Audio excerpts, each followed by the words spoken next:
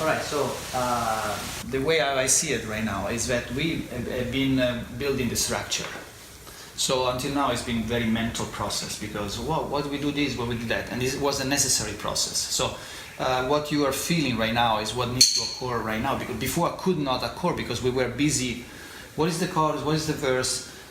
There's still some fine tuning that needs to be in the structure, but now that the structure is done, now we can go into the depth of becoming intimate with the sounds of oneness. Now, one of the things that could be a very unique, could express an interesting uniqueness is this blending from structure to non-structure at all. So, from the song to soundscape. That's something I haven't seen so much out there, and that's what it seems it could create a uniqueness to what we are going to share. And so I wrote a few things that I just want to remember about what soundscape for me seems to be.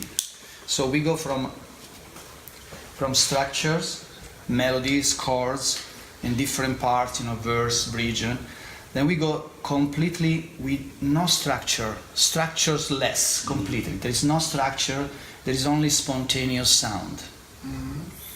And from the mind, we go into the heart and the soul. So there is no mind anymore. It's completely a meditative place. So there is no time. We can do it 15 minutes.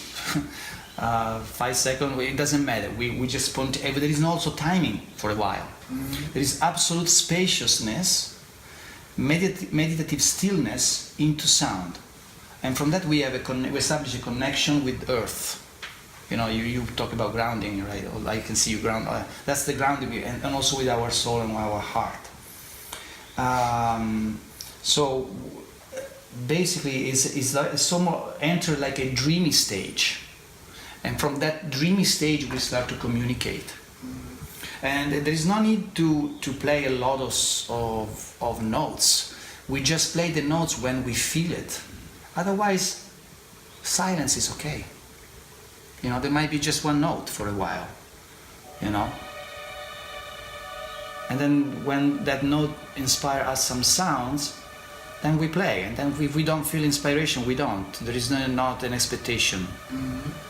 And then eventually it comes to the point where we start. At first, we don't reveal the entity of our instruments. So we play a guitar, but it doesn't sound like a guitar. It sounds something like, something from space, something from whatever. Or maybe sometimes we reveal it. We will decide ourselves what is the best for everything. I think you probably at that point you will shift into the percussion experimental kind of okay. Once we feel satisfied with the journey, whether it's 5 minutes or 50 minutes, it doesn't matter. Then I can see from a very far distance the echoes of the melodies wanting to come out. The structure wants to come back now. So we play the structure. Now we let go completely the structure. We went into the infinite ocean of the universe, structureless, completely lost into it. And now from far away, we hear the melodies again. Dolphin song. Or it might be that sadness inside. I don't remember the melody, but from far away. And maybe from that moment we start to also feel a structure in terms of timing again. But we are still in a place where we are not remembering all those things that we have learned about music. So the sound space is a space where we let go of everything we know about music. You know, because in the structure we are chewing other pieces where we remember, oh, here is like Pink Floyd, yeah, remember that, let's do that, you know, oh, here it sounds like Peter Gabriel, I like that. So we take pieces of already created music and we blend it beautifully. When we say in the soundscape, there is none of that possibly. So there is not a remembering from outside sources, but there is a remembering from inside sources. So the remembering comes from our soul, which overpass what we know at the mental level. But at a certain point, of course, the mind will come back. And maybe I'm talking too abstract, but the mind will start to come back, and so we will start to. Now we are completely in the meditation, in the stillness of sound. At a certain point, even one of us decide that it's time to go back to this dream rather than that one. And so we start to recall the melodies from the far, whatever the melody is. And that brings us back to the structure. And then the structure will reveal itself again, and then we are back to the song. My approach to music, the underneath intent when I do music is an act of service.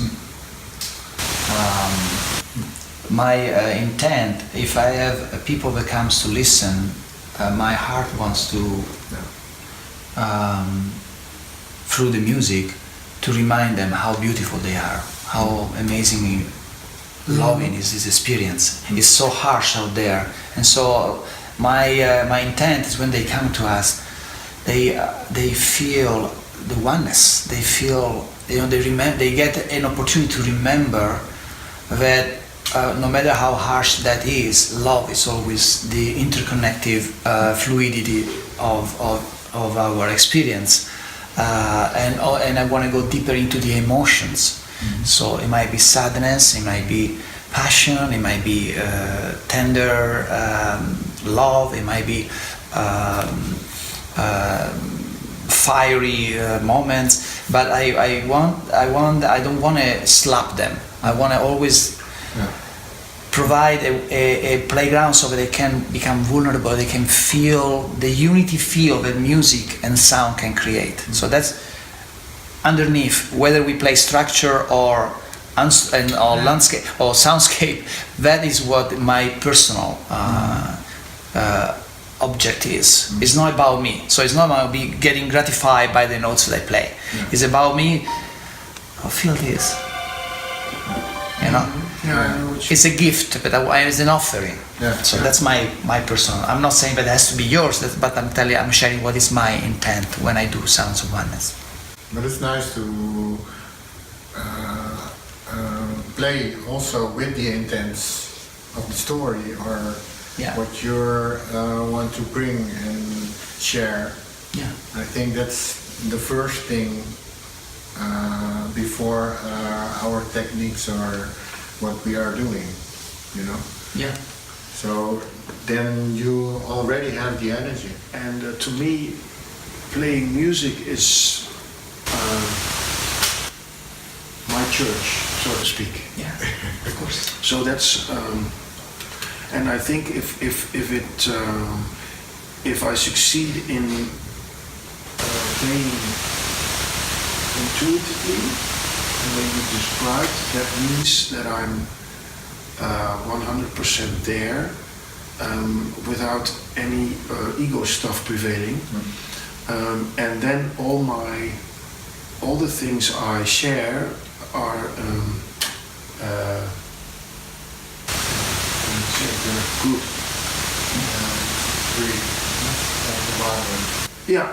So I'm totally with you on that, and I'm happy that because that's why I want to be better at improvisation, because I believe that when I get more comfortable with these forms of making music, it goes to straight to the core. Yeah, it's not about the forms or just the moment, and in the moment something happens, and then you have the next moment. So it's basically you get out of your way and you allow life to talk to you. Yeah, exactly. So it's like it's like imagine we have humanity in front of us, 7 billion people for 10 minutes. Okay, what are we going to say, humanity? Not with a speaking voice, but with our sound. What we do want to deliver, what do we want to say to humanity with these notes, right? What we want to share. That's where I come from when I go to music. In what way I can support humanity, in what way I can make it easier for them. I can be loving, I can be holding their hands and making sure and tell them that everything is fine, that there's love, and they can, yes, it's tough, it's challenging, a lot of fear, a lot of scarcity, a lot of pain, but there is music that can help you. And here we go, that is the approach that I personally have.